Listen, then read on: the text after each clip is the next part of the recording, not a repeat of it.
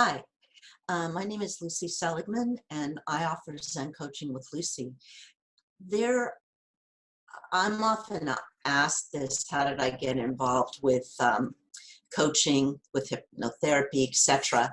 I became a clinical and medical hypnotherapist in 2011, and since then, I've been working with clients in person and also remotely or online, whether it's Skype or Zoom, etc.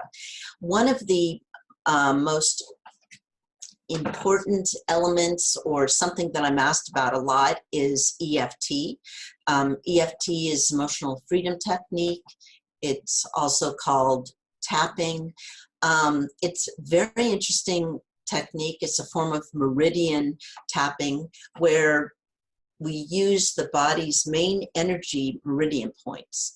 And the premise behind EFT is that everything for us is a form of energy, whether that's positive or negative. And it can be very helpful in dispelling the negative aspects of an issue, whether it's physical, mental, spiritual, emotional. It can often promote rapid change. It's very interesting, and I'll be perfectly honest, my clients either love it or hate it. And it's something that you'll know pretty soon if you love it or hate it. For those that love it, obviously I love it, it's very effective, and I use it on myself. What I really like is that once I've taught a client kind of the basics of EFT, and they're sort of used to the procedure, the process, it's something that they can use on their own. A lot of times it's easier to work with a practitioner in the beginning so you know what to do. And once you do know the basics, there's many different forms of EFT. And while for the basic, it's a way to kind of dispel the negative aspect of an issue, what I often do after a client knows the basics is then we bring in the positive. And it's kind of the next level. But for the purposes of today, we're going to talk about the basics. And I like to think of it as it's kind of clearing out the debris, which allows you to move forward, whether to move forward in your dreams, to move forward in goals, to get over a hump about something. And it's a very useful tool. It's not the only tool that I teach clients, but it's a good one. And I often start off a session with that, depending on why a client came to me. So let's talk about what type of things people might use EFT for. When I think about recent clients, the sort of three topics I get are, could we do EFT for stress? Could we do EFT for anxiety? Could we do EFT for self-limiting beliefs? And that's only the beginning. I mean, it could be for any reason. So, but I think one that's really popular is self-limiting beliefs, because if you can clear that out, if you can get rid of your self-limiting beliefs, whatever the topic may be around that, it relieves you, it re-energizes you, it opens up space for you to move forward, whether it's a dream, a goal, a job interview, whatever it could be, your mindset about X, Y, or Z. So let's do an example. I'll do a brief example of what EFT is using self-limiting beliefs. So the first thing you want to do is there's a certain setup phrase that you use. And for the sake of today, I'm going to say, okay, my client has self-limiting beliefs about an upcoming job interview. And what I would ask them first is, on a scale of 0 to 10, when they think about the upcoming job interview, where are they? 0 being no stress about the interview, 10 being off the charts. So let's say that my client says, okay, I've got a 7. you know, this interview's coming up this week and I really need to dispel and get rid of my self-limiting beliefs so that I can go in there and really ace it. So we know they're out of 7. And I literally take a piece of paper and mark that down, that I know we started out of 7. And that's actually really important because we want to know as we go through the cycle of EFT, where they are after each round, because obviously we want to get that number down. We want to ideally get it down to a 0 or at the very most 1 or 2. That shows that there's progress being made, and it also starts to educate the client about, wow, what does that really look like? What does a 7 look like as opposed to a 5 or a 3 or a 1? So, okay, we know our topic. We know we're starting at a 7. Now what? So we do our setup phrase. And the beginning of it would be, even though I have this self-limiting belief over my upcoming job interview, I deeply and completely accept myself. Now, in a way, that's our framework. That's what we're starting with. What generally happens is when someone starts doing this, because we say our setup phrase 3 times, the wording might change a little bit, but the intent does not. So even though I have this self-limiting belief about an upcoming job interview, I deeply and completely accept myself. What we're going to do is we're going to say this statement, our setup statement, 3 times while tapping on, it's called our karate chop area. Literally from the tip of your pinky to the base of your hand, when you're tapping right here, there's so many meridian points. It's a very good way to sort of start the process. So once again, I'm going to do this 3 times. Follow along with me. Even though I have this self-limiting belief about my upcoming job interview, I deeply and completely accept myself.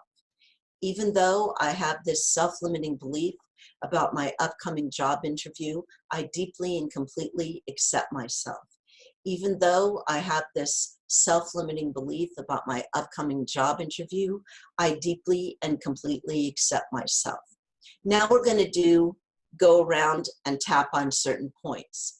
Obviously, that's a lot to say, so we're going to shorten it. Self-limiting belief. Upcoming job interview. Self-limiting belief. Upcoming job interview. Self-limiting belief. Your collarbone. Upcoming job interview. Underneath your arm. Self-limiting belief. Crown of your head. Upcoming job interview. And I always end at the heart chakra.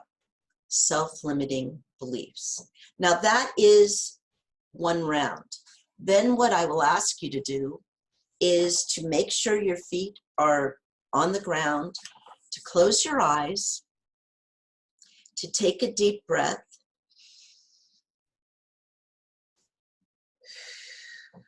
and to check in with yourself. Maybe while you were doing this, other thoughts came in your mind. Maybe your anxiety went up. Maybe it went down. And I will ask you, where are you now? On that scale of 0 to 10. You started at a 7, where are you now? Hopefully, and what we want is we want to see that the numbers go down. What I'll also ask you to do, because it actually is an important aspect of EFT, is to make sure that you have water near you and that you drink water throughout the process. Now that may sound rather odd, but most Americans are dehydrated, and water is a conduit. Remember, we're moving energy, and the energy, positive or negative, we're still moving energy. So take a sip of water. I'm going to say maybe we're at a 4 at this point. It went down, but we still have some work to do. So we're going to do another round. And because the number still isn't quite where I want it to be, this round, I'm going to go through the process. I'm not going to stop at every point.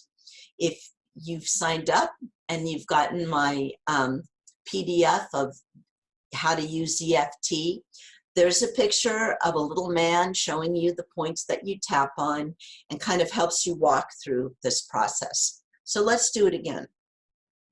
Even though I have this self-limiting belief about my upcoming job interview, I deeply and completely accept myself. Even though I have this self-limiting belief about my upcoming job interview, I deeply and completely accept myself. Even though I have this self-limiting belief about my upcoming job interview, I deeply and completely accept myself. Upcoming job interview. Self-limiting beliefs. Upcoming job interview. Self-limiting beliefs. Upcoming job interview. Self-limiting beliefs. Upcoming job interview. Self-limiting beliefs. Upcoming job interview. And I'm going to close my eyes and take another deep breath.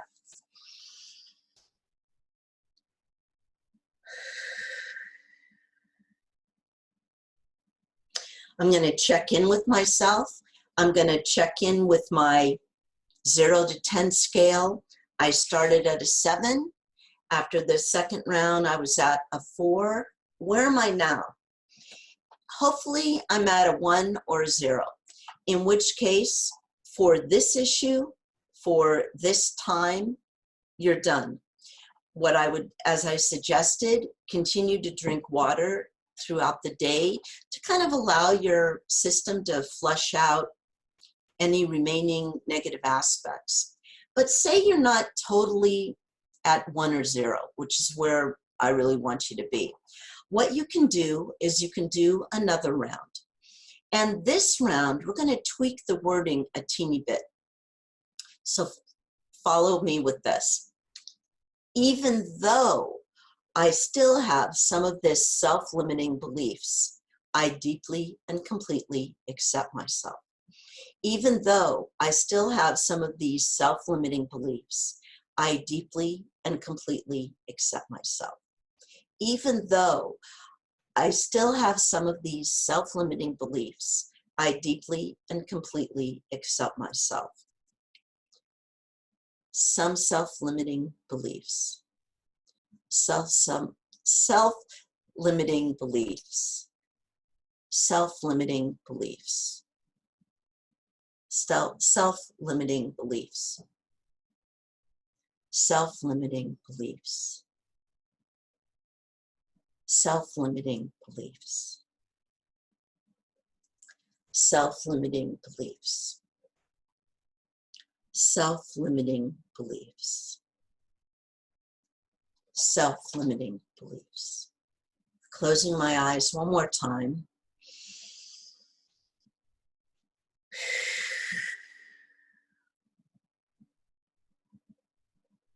And I'll ask you again, where are you? And hopefully you're at a 1 or a 0, which is wonderful. Maybe you're not, so why not? So we talked about drinking water and that it's so important to do that because dehydration can cause EFT to work poorly. Being more specific. In the case of today, our kind of setup phrase was a little long. I tweaked it and made it shorter when we tapped on the different points. We want to be very specific, and also that really helps you as well to deal with whatever issue you want to do. Staying tuned in. When you're in the beginning, when you're kind of learning how to do EFT, it's kind of easy for your mind to drift off. You really want to try to stay focused and be very tuned in to whatever issue you're working on. Really with conviction, saying, I deeply and completely accept myself. Now, in the original EFT, which was developed decades ago by Gary Craig, it said, I deeply and completely love myself. But now, these days, there's a little more freedom to change that phrasing. If love myself is too hard or for you to do, I deeply and completely accept myself is just as effective and may resonate more with you. Being persistent, you know, you're learning a new kind of modality to use, a new technique, and being persistent about the issue. If you've had an issue for a really long time, you may need to do more than a couple of rounds of EFT to help dispel it, to help lower it, to help get that number that from on our scale down to 1 or a 0. And using that scale, it's very interesting. Most people can give a number. You know, God, I started at a 10, but now I'm at a 2, or now I'm at a 0. For some people, it might be they see the numbers don't work for them, but they have another way to gauge what's working or what's not. It could be, how does your body feel? It could be you see colors, and the color might start getting lighter and lighter as you're dealing and sort of releasing whatever negative aspect of an issue is coming up. But after each round of tapping, do check in with yourself. That's a really important part of this whole process. Now, in the very, very rare instance, you may have an energy allergy. And it could be something you eat. It could be something that you're wearing. It could even be the room that you're in. You'll probably need to experiment with that, maybe trying different rooms of your house, or even going outside, tapping in the shower to avoid cloth toxins, avoiding certain foods.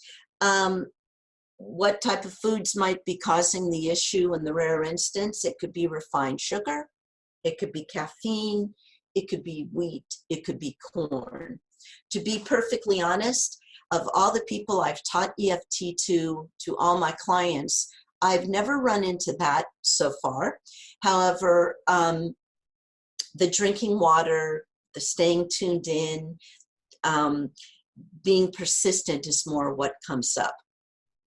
So that's sort of your introduction to what EFT is.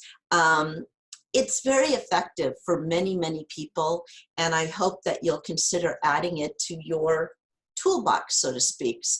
And if ever you'd like to explore EFT more in depth, or you have other issues that you want to move forward to, or you want more clarity to, I encourage you, and I hope that you'll sign up for a free consult with me by visiting www.lucyseligman.com. I look forward to connecting with you. Thank you.